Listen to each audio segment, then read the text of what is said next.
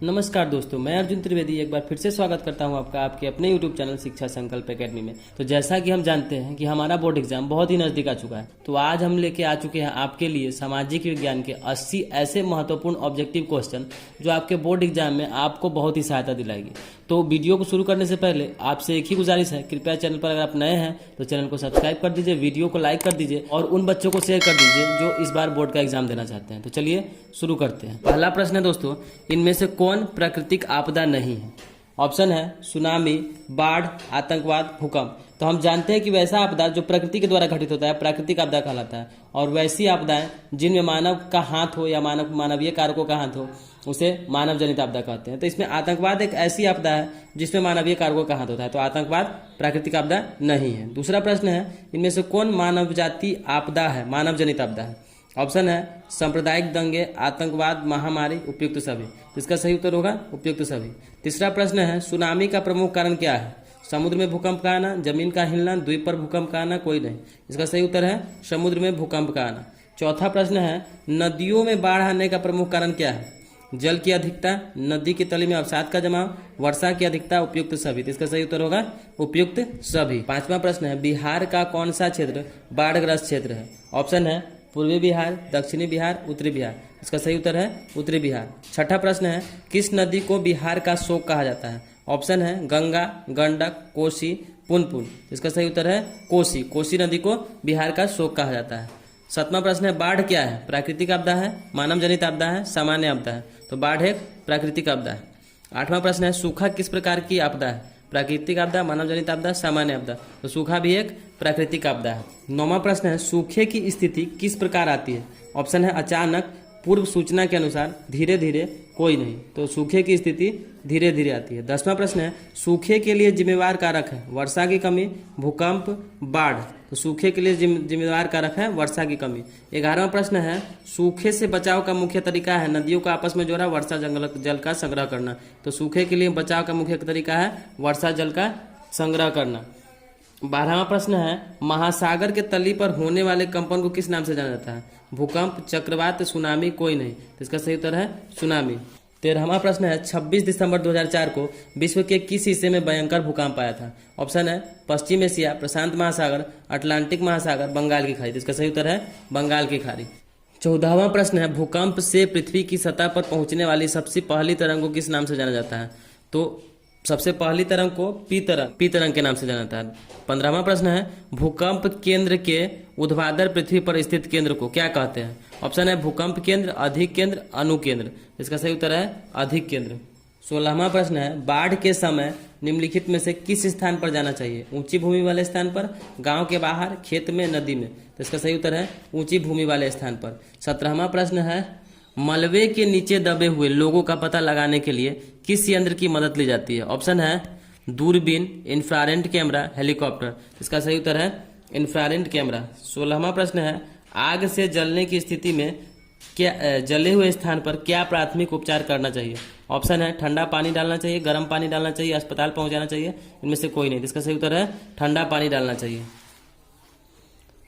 19वां प्रश्न है, बस्ती मकान में आग लगने की स्थिति में क्या करना चाहिए? ऑप्शन है अग्निशामक यंत्र को बुलाना चाहिए या दरवाजा खिड़की बंद कर लेना चाहिए? तो अग्निशामक यंत्र को बुलाना चाहिए। 20वां प्रश्न है, सुनामी किस स्थान पर आता है? ऑप्शन है स्थल, समुद्र, आसमान, कोई नहीं। तो सुनामी जो है समुद्र में आता है। 21वां प्रश्न है, सामान्य संचार व्यवस्था के बाधित होने का मुख्य कारण क्या है? ऑप्शन है केबल टूट जाना, संचार टावरों की कमी, टावरों की ऊंचाई में कमी, कोई नहीं। इसका सही उत्तर है केबल का टूट जाना। 22वां प्रश्न है, संचार का सबसे लोकप्रिय साधन है? सार्वजनिक टेलीफोन, मोबाइल, वॉकी टॉकी, कोई नहीं। तो संचार का सबसे लोकप्रिय साधन है सार्वजनिक टेलीफोन। संचार का सबसे लोकप्रिय साधन सार्वजनिक टेलीफोन है। 23वां प्रश्न है, सुदूर संवेदी उपग्रह रिमोट सेंसिंग उपग्रह का प्रयोग किस लिए किया जाता है? दूरसंचार के लिए, मौसम विज्ञान के लिए, संसाधनों की खोज के लिए, दूरदर्शन के लिए? इसका सही उत्तर है संसाधनों की खोज के लिए। 24वां प्रश्न है, भूकंप संभावित क्षेत्रों में भवनों की आकृति कैसी होनी चाहिए? ऑप्शन है अंडाकार, त्रिभुजाकार, आयताकार। तो इसका सही उत्तर है आयताकार। 25वां प्रश्न है, भूस्खलन वाले क्षेत्र में ढलान पर मकानों का निर्माण उचित है, अनुचित है, लाभकारी है, उपयोगी है? तो हमेशा अनुचित है। 26वां प्रश्न है, सुनामी प्रभावित क्षेत्रों में मकानों का निर्माण कहाँ करना चाहिए? ऑप्शन है समुद्र के निकट, समुद्र तट से दूर, समुद्र तट से दूर ऊंचाई पर, कोई नहीं। तो 27वां प्रश्न है बाढ़ से सबसे अधिक हानि होती है। ऑप्शन है फसल को, पशुओं को, सभी को। तो बाढ़ से तो सभी को हानि होती है। 28वां प्रश्न है कृषि सुखाड़ होता है जल के अभाव में, मिट्टी की नमी के अभाव में, मिट्टी के क्षय के कारण, मिट्टी की लवणता के कारण। तो इसका सही उत्तर है जल के अभाव में। 29वां प्रश्न है इनमें से कौन लोकतंत्र में रंग भेद के विरोधी नहीं थे।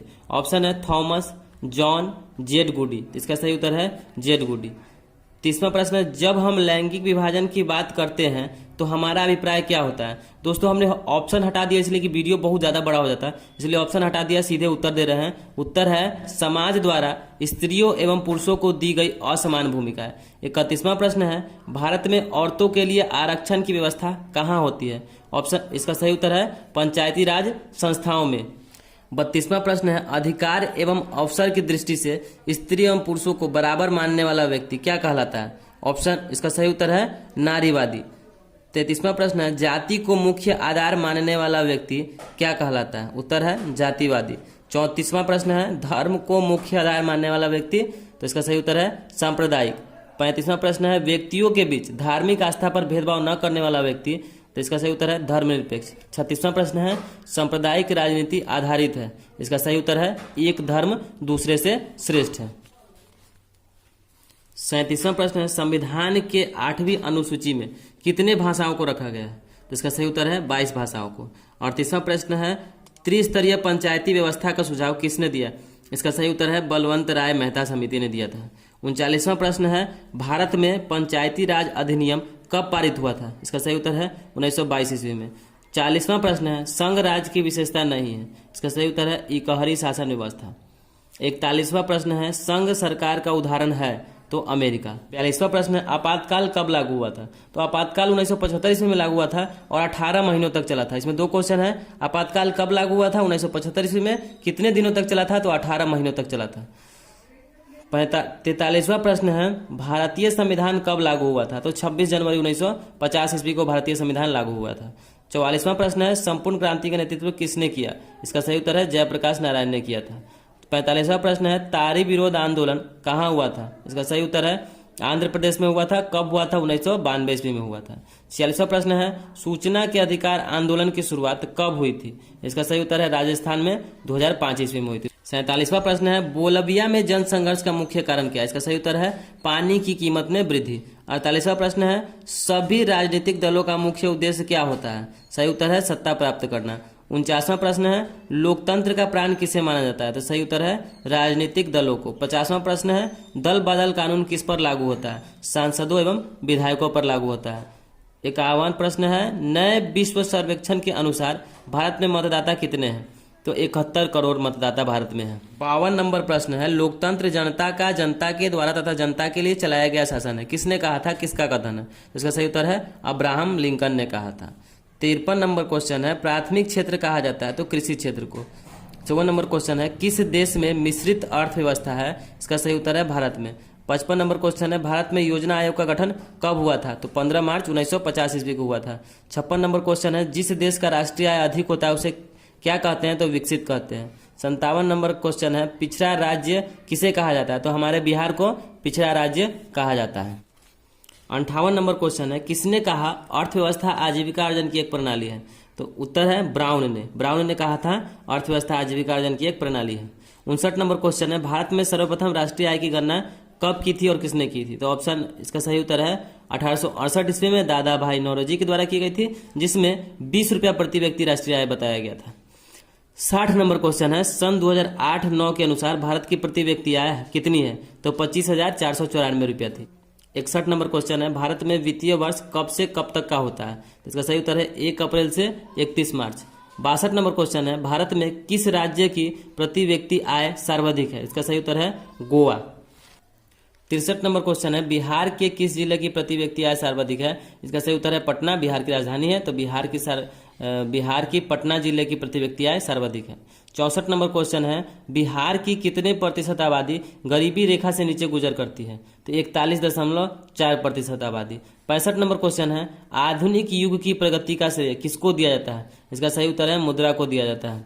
66 नंबर क्वेश्चन है, एक वस्तु के बदले दूसरे वस्तु का विनिमय क्या कहलाता है? इसका सही उत्तर है वस्तु विनिमय प्रणाली कहलाता है। अगर 2 नंबर में पूछे कि वस्तु विनिमय प्रणाली किसे कहते हैं, तो एक वस्तु के बदले दूसरे वस्तु का विनिमय वस्तु विनिमय प्रणाली कहलाता है। जैसे तेल के बदले आम, गेहूं के बदले चावल, धान के बदले चना इत्यादि। 67 नंबर क्वेश्चन है, मुद्रा वह है जो मुद्रा का कार्य करता है, किसने कहा था? तो हार्टले विट्स का कथन है या हार्टले विट्स ने कहा था। 68 नंबर क्वेश्चन है, देश का केंद्रीय बैंक कौन है? तो देश का केंद्रीय bank reserve bank of India है, जिसकी स्थापना 1935 ईस्वी में हुई थी। 69 नंबर क्वेश्चन है, गैर संस्थागत वित्त प्रदान करने वाला सबसे लोकप्रिय साधन है महाजन। महाजन गैर संस्थागत वित्त प्रदान करने वाला सबसे लोकप्रिय साधन है। 70 नंबर क्वेश्चन है, संस्थागत वित्त का साधन है तो व्यावसायिक बैंक। 71 नंबर क्वेश्चन है, दीर्घकालीन ऋण प्रदान करने वाली संस्था, इसका सही उत्तर है भूमि विकास बैंक। 72 नंबर क्वेश्चन है, व्यावसायिक बैंकों का राष्ट्रीयकरण कब हुआ? तो इसका सही उत्तर है 1969 ईस्वी में हुआ था। 73 नंबर क्वेश्चन है, व्यावसायिक बैंक कितने प्रकार की जमा राशि को स्वीकारता है? इसका सही उत्तर है 4 प्रकार की। 74 नंबर क्वेश्चन है, बीमारू राज्य, याद कीजिएगा दोस्त, बीमारू राज्य किसे कहते हैं? तो BI से बिहार, MA से मध्य प्रदेश, R से राजस्थान, U से उड़ीसा। तो याद कर लीजिएगा दोस्तों, यही चारों बीमारू राज्य है। इसके अलावा कोई दूसरा होगा तो वही बीमारू राज्य नहीं होगा, क्योंकि हमसे पूछता है कि निम्नलिखित में से कौन बीमारू राज्य नहीं है। तो ये चारों है, इससे अलावा दूसरा कोई होगा तो वह नहीं होगा। 75 नंबर क्वेश्चन है, मानव पूंजी के प्रमुख कितने घटक हैं? तो इसका सही उत्तर है 5 घटक है। 76 नंबर क्वेश्चन है, वैश्वीकरण के मुख्य कितने अंग हैं? तो 4 अंग है। 77 नंबर क्वेश्चन है, कौन बहुराष्ट्रीय कंपनी नहीं है? तो पार्ले बहुराष्ट्रीय कंपनी नहीं है। 78 नंबर क्वेश्चन है, विश्व व्यापार संगठन वर्ल्ड ट्रेड ऑर्गेनाइजेशन की स्थापना कब हुई थी? तो 1995 ईस्वी में हुई थी। 79 नंबर क्वेश्चन है, उपभोक्ता संरक्षण अधिनियम कब पारित हुआ था? तो 1986 ईस्वी में पारित हुआ था। 80 नंबर क्वेश्चन है, उपभोक्ता अधिकार दिवस कब मनाया जाता है? तो 15 मार्च को मनाया जाता है। 81 नंबर क्वेश्चन है, स्वर्ण आभूषणों पर कौन सा मार्क होता है? तो हॉल मार्क होता है। इसी के साथ हमारा 80 महत्वपूर्ण ऑब्जेक्टिव यहीं पर खत्म होता है। दोस्तों, इससे पहले भी हमने 10 से या 11 वीडियो बनाया हुआ है सोशल साइंस का, जिसमें 20-20 महत्वपूर्ण ऑब्जेक्टिव क्वेश्चन है। आप उसको जाके हमारे प्लेलिस्ट सामाजिक विज्ञान के प्लेलिस्ट में जाके देख ले, जिससे आपको बहुत ही ज्यादा मदद मिलेगी और बहुत ही कम समय में आपका पूरा किताब रिवीजन हो जाएगा। तो एक बार जाके जरूर देखें, और इसके साथ ही सभी विषयों का ऑब्जेक्टिव है हमारे चैनल पर, आप जाके देख सकते हैं। और अगर आपको वीडियो अच्छा लगा हो तो एक लाइक कर दीजिए और ज्यादा से ज्यादा शेयर कीजिए, ताकि सभी को मदद मिल सके। धन्यवाद।